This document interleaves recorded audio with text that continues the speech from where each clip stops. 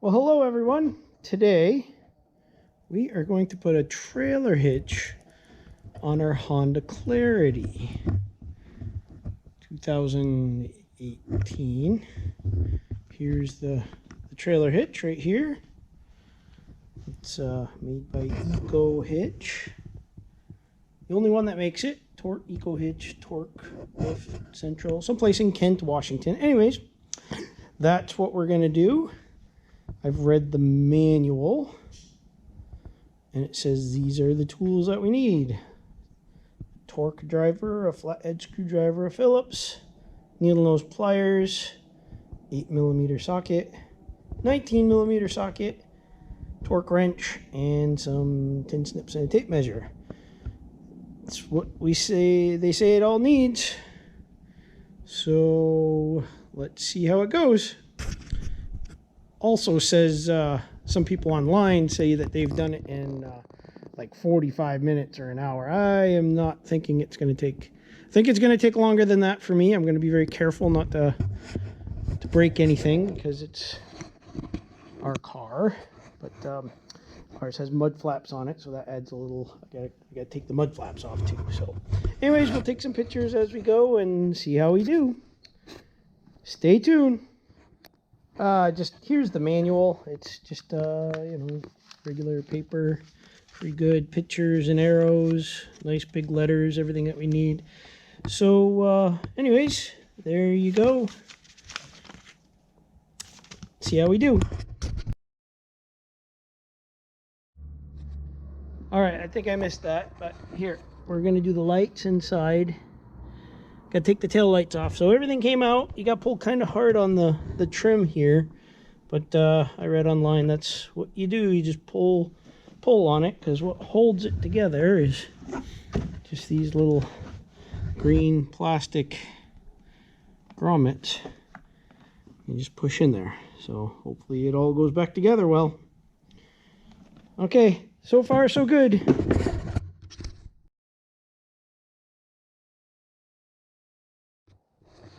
Well, okay, there we go. Might have seen, I don't know, but I had a little accident in here. Pulling it out, the car's a little wet, and I've got little butterfingers, so I dropped the tail light and I broke this little chunk. It's on the inside, so it's actually a piece of trim that kind of goes right in here, so it'll be okay. This side has a little clip hole right there that was supposed to slide out of, but it didn't slide out. It just popped out, that little blue thing. The other side, which came out way better, I think. It's more gentle, I guess. The blue clip is here, so it just slides in, holds it there. Okay, well, we're gonna keep on keeping on here to the next step.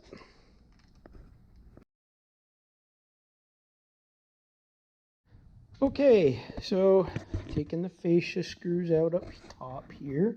The next phase was to take the screws out over here, which had some troubles with. I wound up having to jack the car up a little bit, and even then I can't really get a screwdriver into these holes. I can now, but when the car is down on the ground, the tire is very close to here, so you can't get to it. So anyway, that's what I had to do.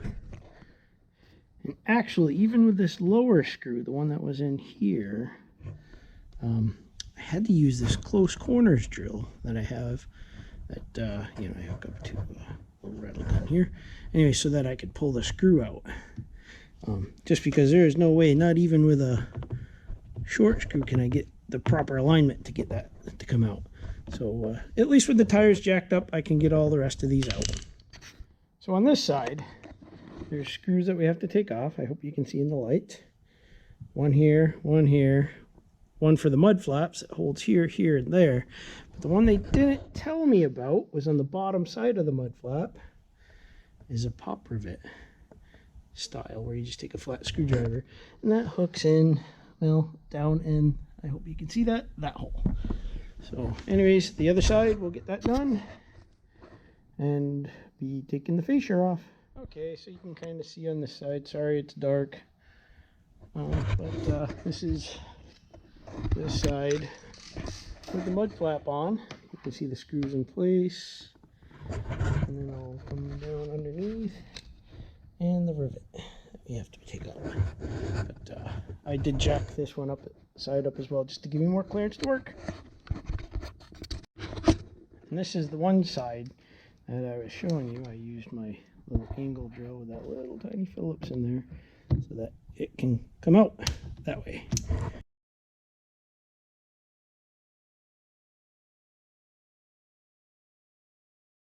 Okay, see how easy that was? And then, see if you can see the top rivet part here. Just gotta find a little flat spot.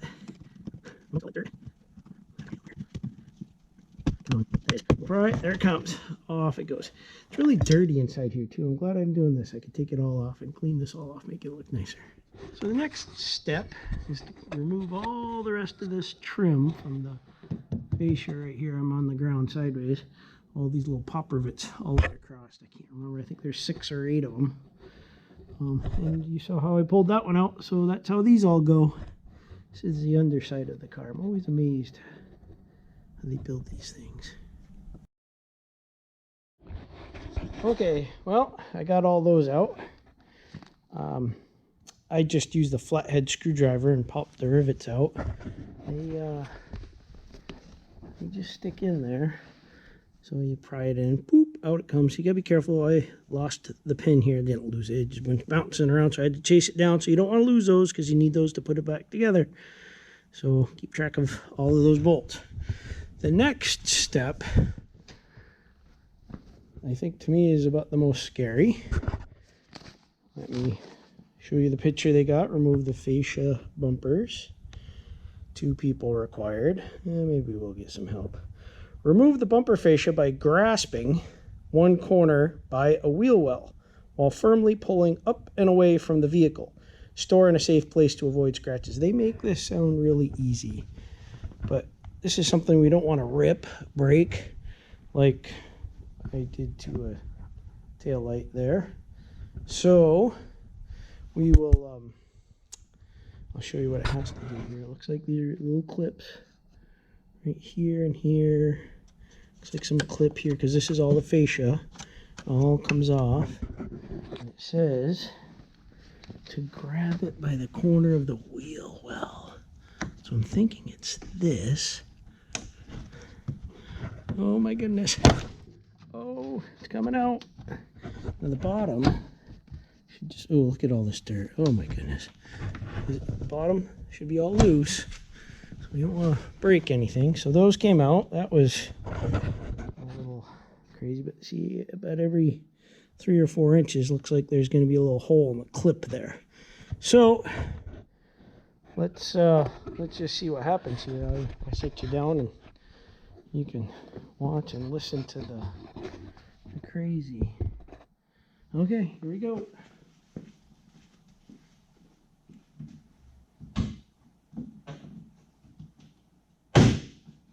Oh, it's a horrible sound. I'm going to support that right there. And do the same on this side. Move the light out of the road.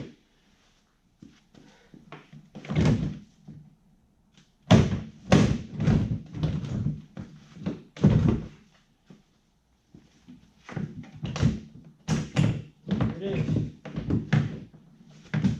You got it?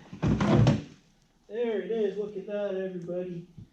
Now, let's set it down in a safe spot where it's not going to get scratched.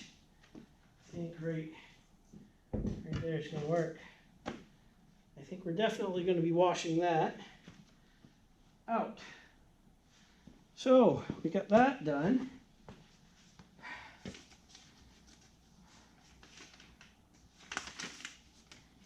Going to our directions, flip the next page.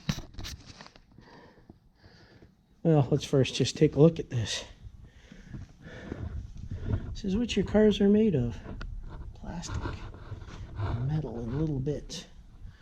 So this piece right here, boy, I thought that was metal. I think it's plastic. Anyways, that's called the crash bar. And what's going to happen, we pull these bolts out right here. I think there's a couple down below here as well. And the trailer hitch, I believe, mounts in between the crash bar and the body of the car. So in our kit, they gave us longer bolts. So that's what we'll do. We'll pull this off. We'll put that one on. But before we do all that, we have to look at our wiring harness, which is right in here. Apparently, we have to unhook it and move it around a little bit and tape it back up according to the directions. When we get to that part, I'll read it for you, but we'll keep taking it apart. Okay, that came off very uneventful, very easy.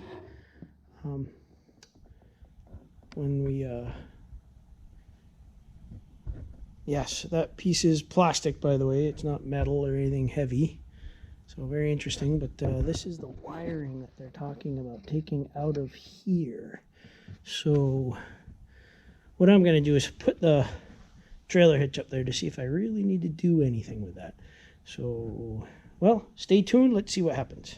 Okay, so here are the directions. You can see it identifies, just like I was saying, somebody online, Reddit, I believe it was, said the hitch interferes, and it does. I hung it up, and where this wire harness was sitting, it crushed the wires here. So one YouTuber or Reddit guy recommended taking it off, moving it off to the side, and also taping it up because these wires may chafe where the hitch runs across here. And let's see if I can show that to you. Does that look like it might work? Can you see the wire harness right here? If it were sitting where it was supposed to. Oh, not there. I hooked it up. It's right there. And come over here.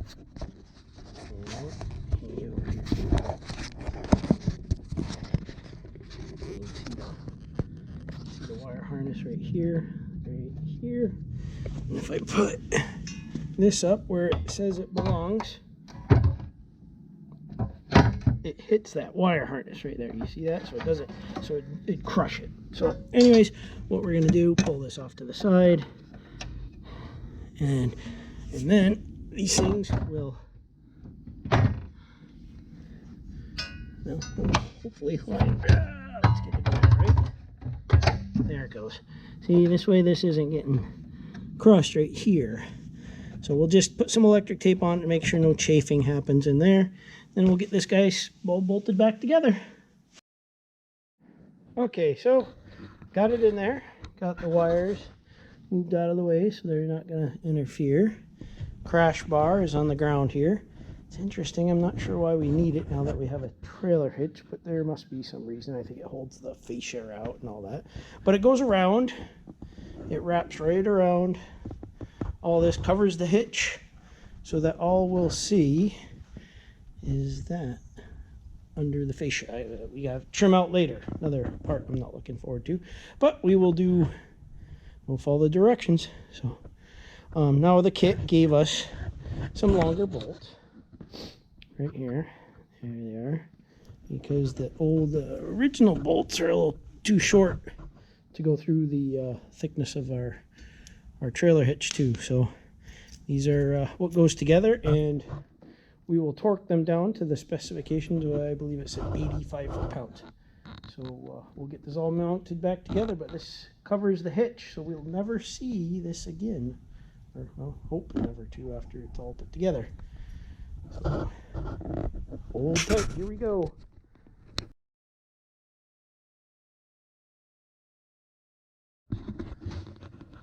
Okay, this is where the directions say, in order for the fascia to go on, over where the trailer hitch sticks out there, we have to cut 4.5. Let's put the directions here, a 4.5 by 4.5 inch square.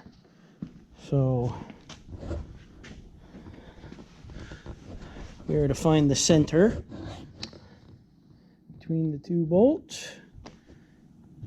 Come in 4.5 deep, come out just like that. I'll show you.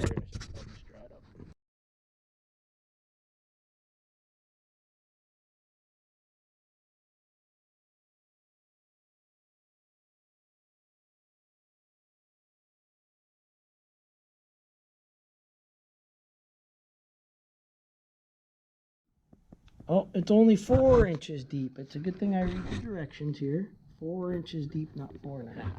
So we just have to measure that and cut it again. Or cut it once.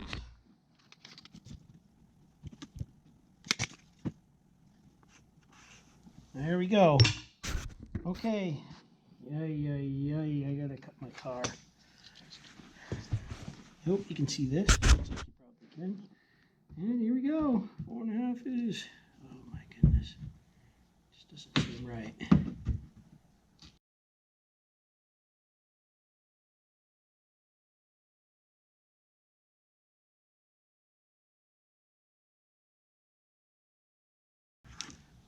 I may have cut a little too.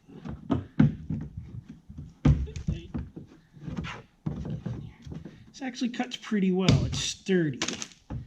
I was afraid it would shatter and break everywhere, but there you go.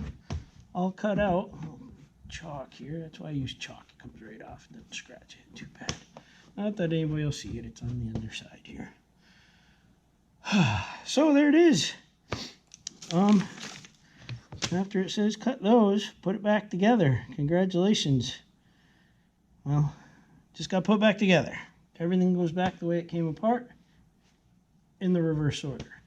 So let's see what we can do. I think I'm going to clean it up here just a little bit to make things a little cleaner, and then we'll put it back together. Well, okay, here we go. Got it all cleaned up.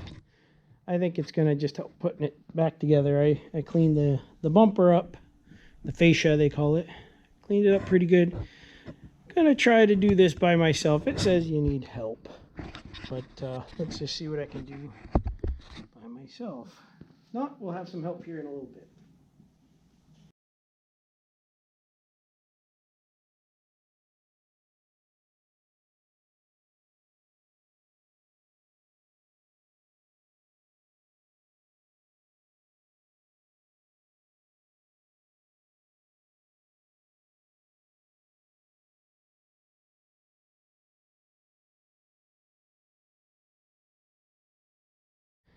Okay, there it is. We have done it. Everything looks good. In there. All the cutting out that we had to do. The lights put back together. Lines look right.